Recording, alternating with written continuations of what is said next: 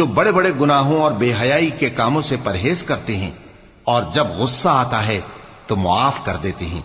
और जो अपने परवरदिगार का फरमान कबूल करते हैं और नमाज पढ़ते हैं और अपने काम आपस के मशवरे से करते हैं, और जो माल हमने उनको अता फरमाया है उसमें से खर्च करती हैं,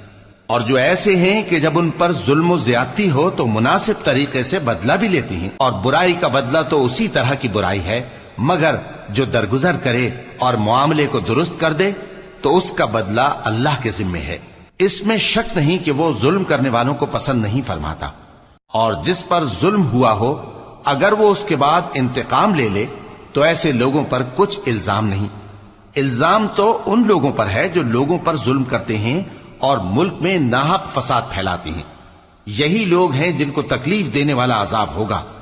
और जो सब्र करे और कसूर मुआफ कर दे तो ये बड़ी